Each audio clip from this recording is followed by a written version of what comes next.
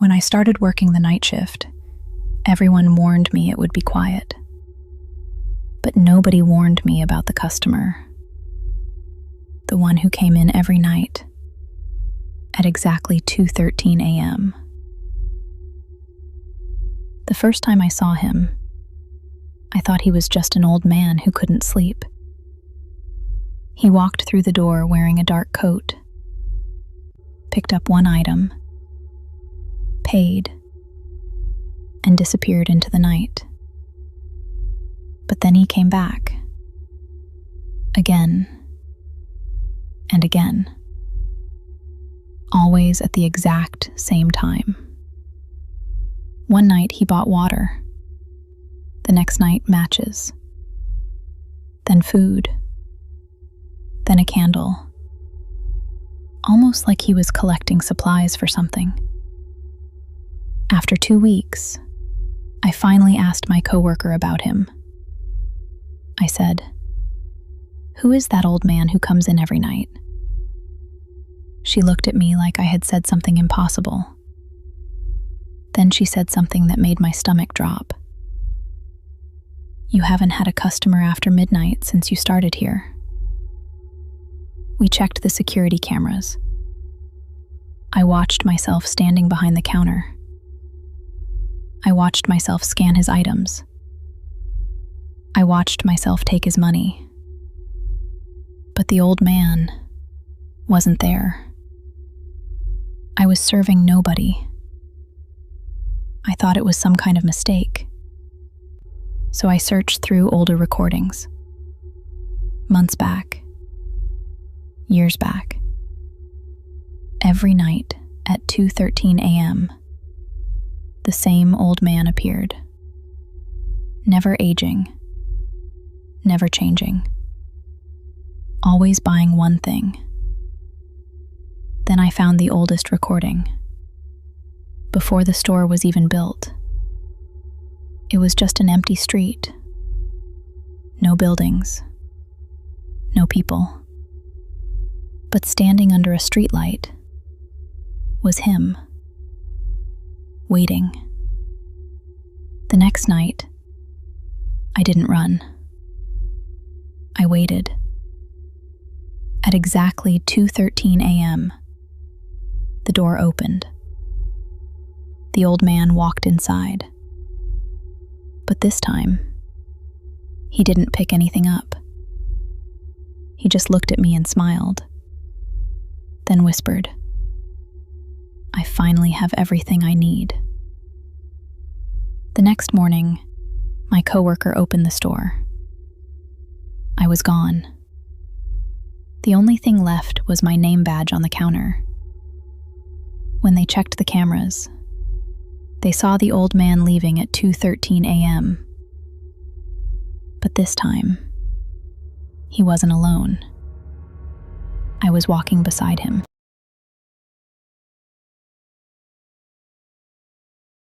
When we moved into our new house, everything seemed perfect until the walls started leaving messages. The first one appeared in the kitchen. 2 tiny words. "I'm sorry." Minutes later, the ceiling above me collapsed. After that, the messages kept coming. Always the same words.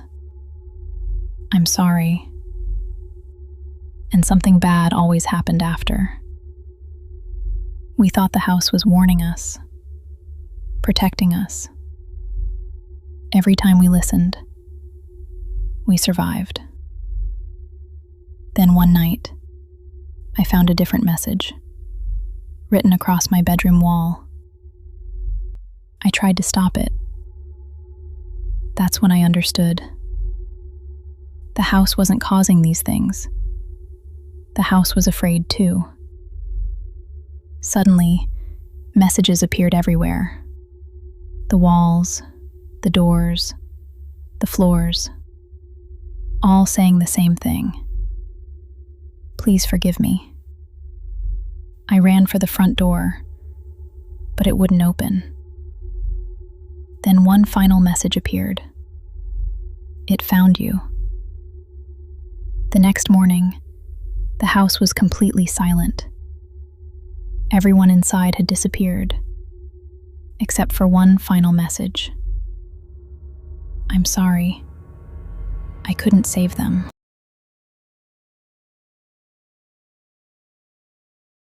I never used to pay attention to my shadow. It was just something that followed me. Until one day, it didn't. At first, it was only small things. I would lift my hand, and my shadow moved a second later. I told myself I was imagining it, that shadows couldn't be wrong. But every day, the delay got longer. Then one night, I stood completely still, but my shadow turned its head and looked behind us. I turned around quickly. Nothing was there, but my shadow was still staring at something. After that night, it stopped copying me. Sometimes I would walk away, and it would stay behind. I started avoiding lights, windows, anything that showed my shadow, because I knew it wasn't mine anymore. Tonight, I saw it standing on the wall, but I wasn't standing in front of it. Then slowly, it waved goodbye. The next morning, my family said I was acting different. They didn't notice my shadow was normal again, but I noticed. I wasn't the one controlling it.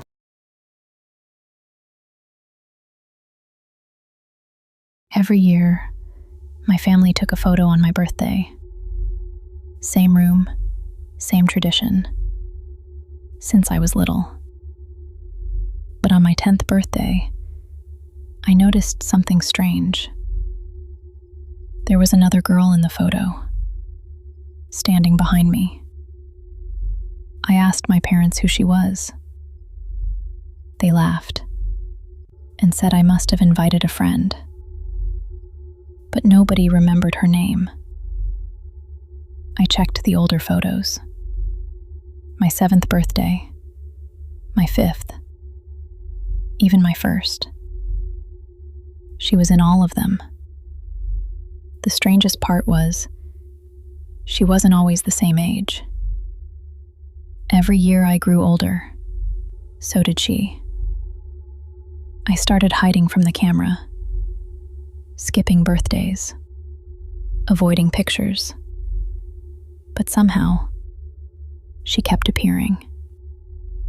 On my 25th birthday, I looked at the newest photo. For the first time, she wasn't standing behind me. I looked closer. My hands started shaking. She was sitting at the table, in my chair. Nobody noticed anything wrong. They all smiled and called her my name. But in the corner of the photo, I was the stranger watching.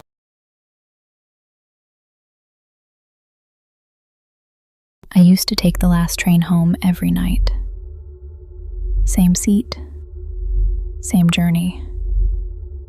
Nothing unusual ever happened until I fell asleep. When I woke up, the train was still moving, but something felt wrong. Nobody was talking. Nobody was moving. I looked around the carriage. Every passenger sat perfectly still, eyes open, facing forward, like they were waiting.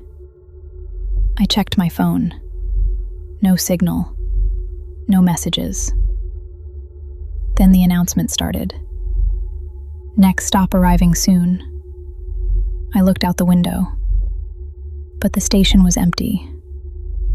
No lights, no people, not even a name. The announcements continued. Each stop was the same. Empty platforms, silent passengers, and nobody getting off. Then I noticed something. The screen showing the stops wasn't counting forward. It was counting down. The final stop appeared. Everyone slowly stood up. For the first time, they looked at me, like they knew I didn't belong. The train stopped. The doors opened. The announcement said, "Last passenger delivered." And everyone smiled, because it meant me.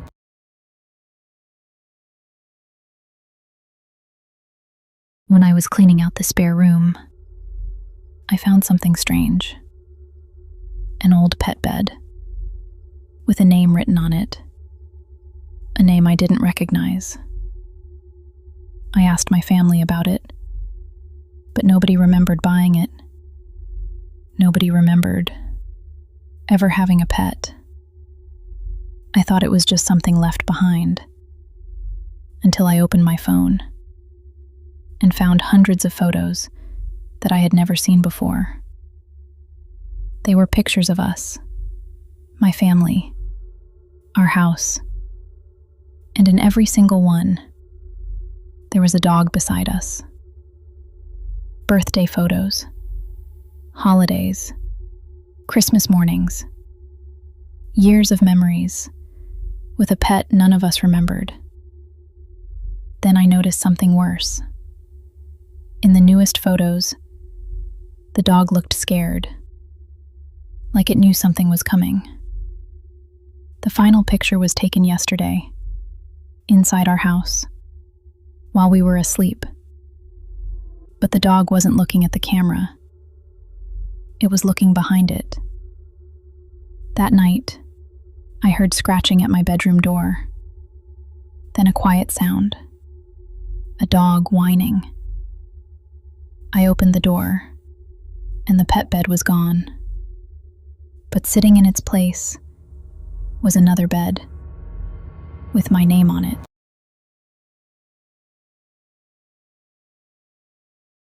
I used to paint every night.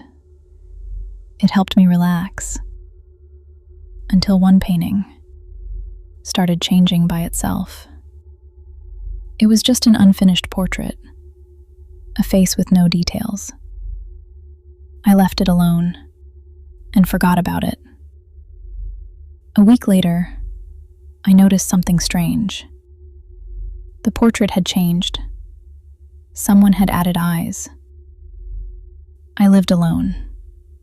Nobody else had a key. But every morning, more details appeared. First the hair, then the clothes, then the background. It wasn't just a random person anymore. I started recognizing things. My bedroom, my necklace, my favorite jumper. The painting was becoming me. I tried destroying it. I ripped the canvas apart.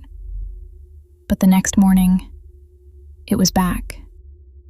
Finished. There was only one difference. In the painting, I wasn't smiling anymore. I looked terrified, like I could see something. Then I noticed the final detail. Behind painted me, there was a dark figure. And when I turned around, the painting smiled.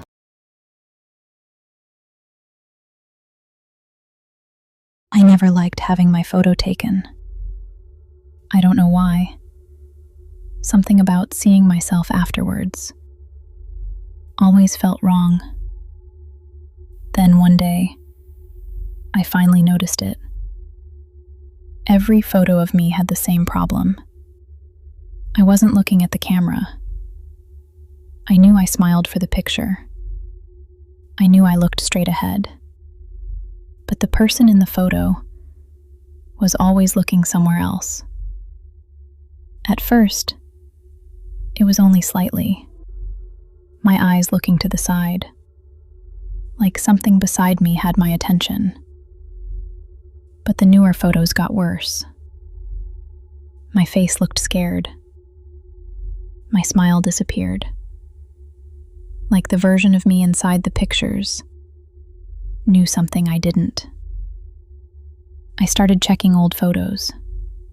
Childhood, school, family holidays. In every single one, photo me was trying to look away. Then I found a photo from yesterday. And this time, I wasn't looking away. I was pointing. I zoomed in closer, trying to see where I was pointing. It wasn't behind me. It wasn't beside me. I realized the truth. In every photo, I wasn't looking at something in my world. I was looking at something standing behind the camera.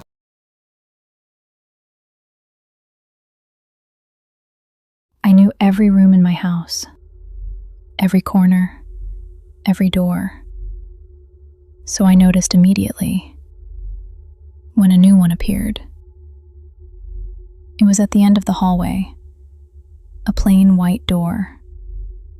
A door that definitely wasn't there yesterday. I thought maybe I was tired. Maybe I had somehow forgotten. But when I asked my family, they didn't recognize it either. Eventually, we opened it. Inside was a bedroom, fully decorated, like someone lived there. There were toys, clothes, photos on the wall. Everything belonged to a little girl. None of us knew. Then I noticed something strange. The family pictures. They showed my parents. They showed me. And they showed her. We searched the entire room, trying to understand. Then I found her diary, and the last page mentioned me. It said, "My family keeps forgetting me, but my sister will remember soon." The next morning, the bedroom disappeared, but all our family photos had changed. And now, I wasn't in them.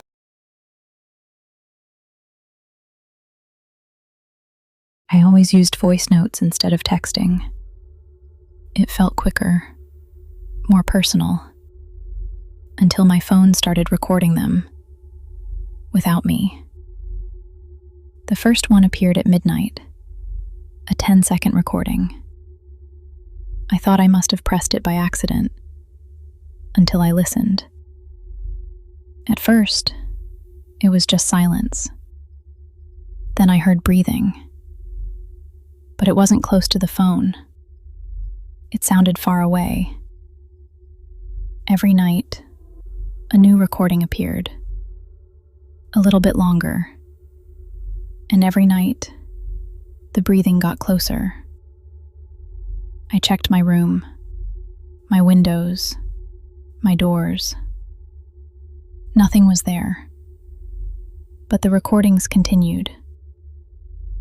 After a week, something finally spoke. It wasn't a stranger. It was my voice. The recording said, "Don't listen to tomorrow's one." Over and over again, like I was begging myself. The next night, another voice note appeared. I didn't want to press play, but I did. This time, there was no breathing, no warning, just my own voice whispering, "I'm already there with you."